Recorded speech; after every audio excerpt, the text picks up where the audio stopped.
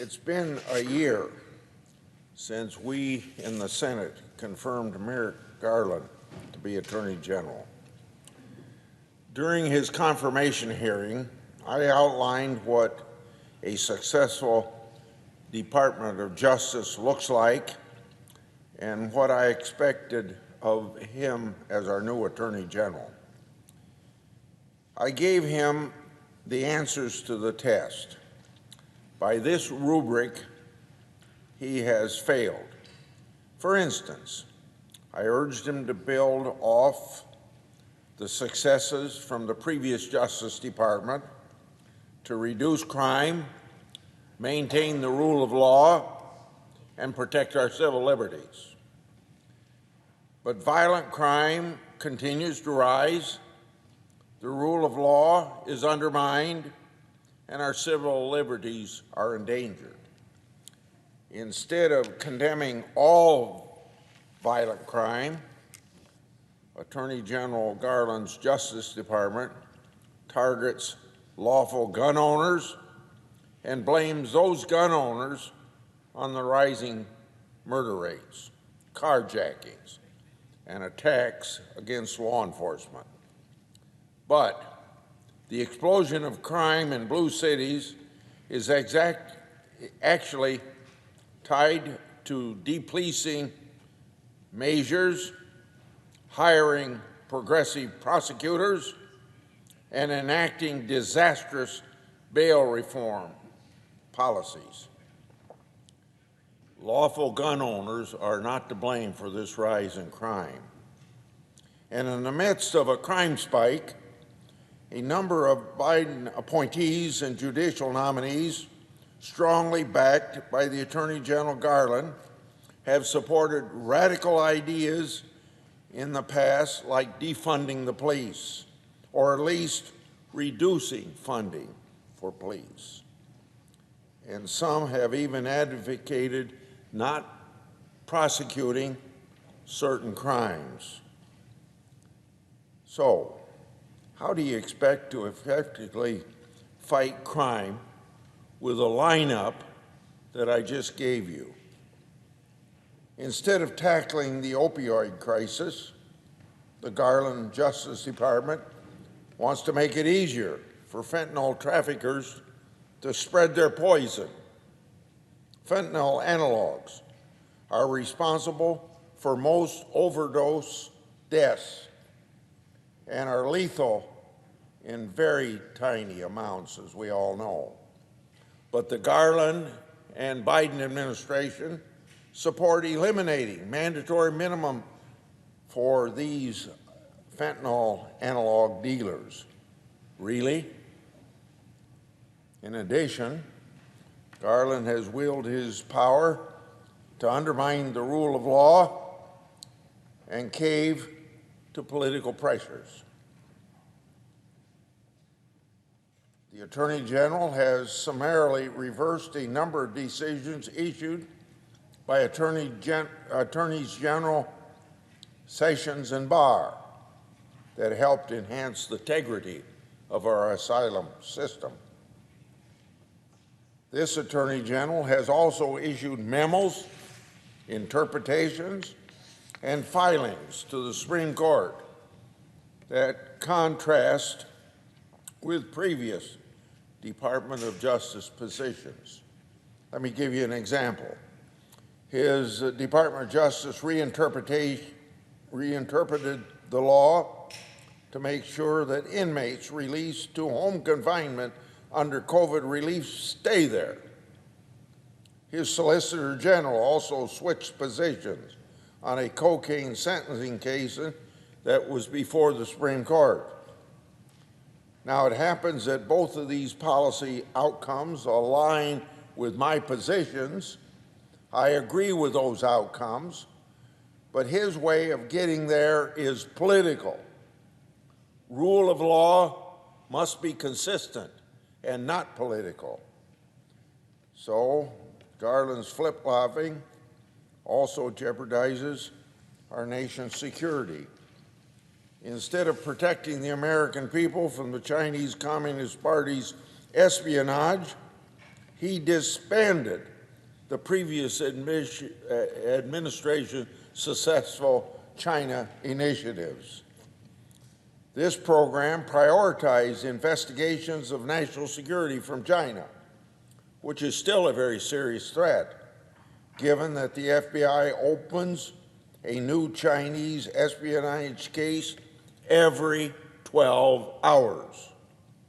So I don't know why this would be disbanded. This move is concerning and dangerous to our national security and reflective of partisan pressures trumping smart law enforcement. Also, political decisions are getting in the way of the application, consistent application of the rule of law.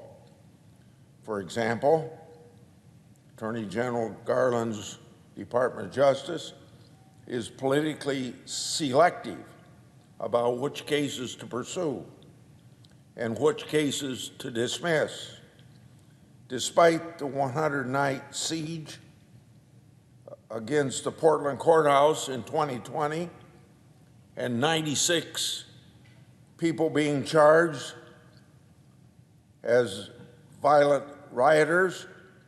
Almost half of those charged have been dismissed. Compare this to the Department of Justice's own statement on the one-year anniversary of January 6th. Quote, "The Department of Justice's resolve to hold accountable those who committed crimes on January the 6th, 2021 has not and will not wane," end of quote. Now, we all know that those who break law should be held accountable. No question about that. And as our nation's top law enforcement officer, it's incumbent upon him to enforce the rule of law. He cannot pick and choose when the rule of law is politically convenient or easy. Under Garland's leadership, the Department of Justice is also undermining valuable civil rights. This is something that he and I have had a lot of discussions on as he's appeared before our committee. So, undermining valuable civil rights. So instead of prioritizing that, Attorney General Garland has chilled the speech of American parents. He sent a memo to the FBI and the U.S. attorneys around the country to be on the lookout for upset parents at school boards. He did this after the National School Boards Association suggested that some people should be branded domestic terrorists. Imagine that charge, that you go to a school board meeting, you might be a domestic terrorist.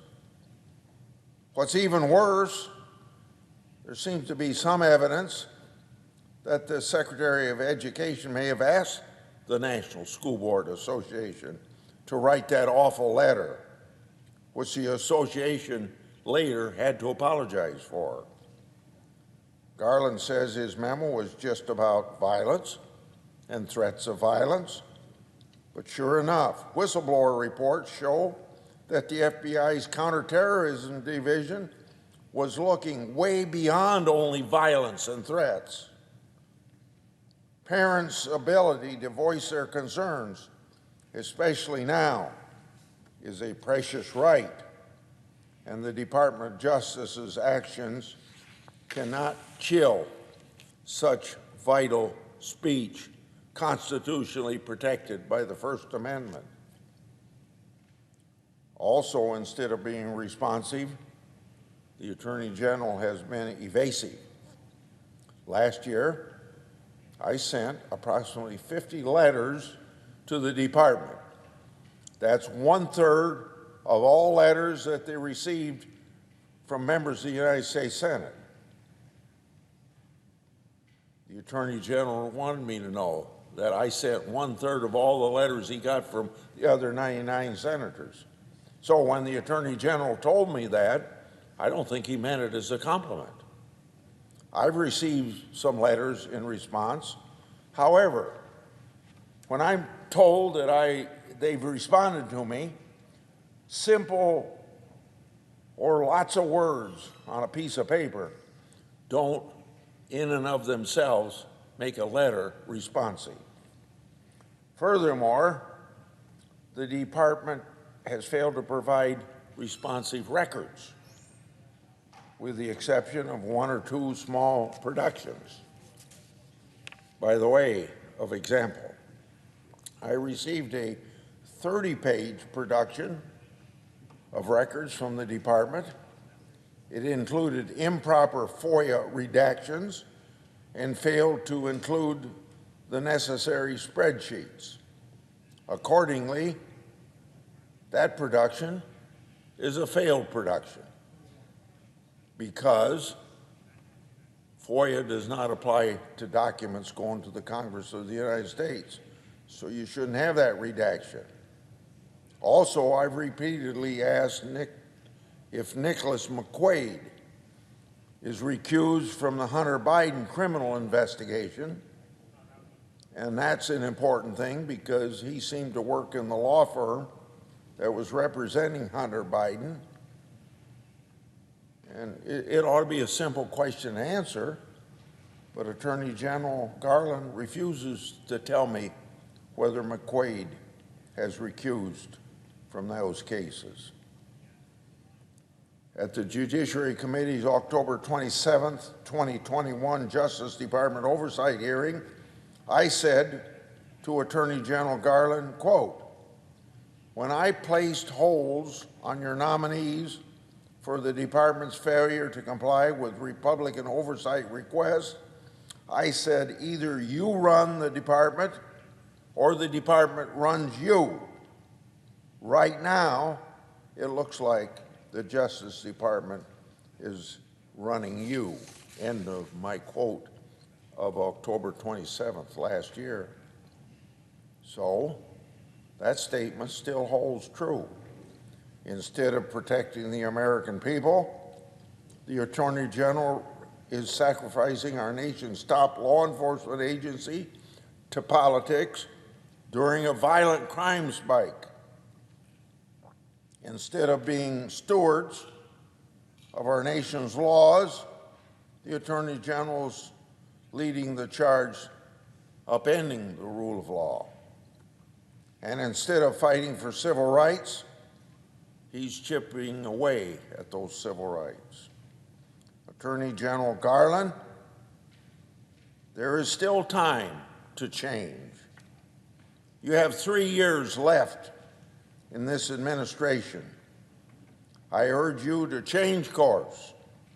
I urge you to bring the Justice Department back to a place of leadership in reducing violent crime, leadership in maintaining the rule of law, and leadership in protecting our civil liberties. I yield the floor.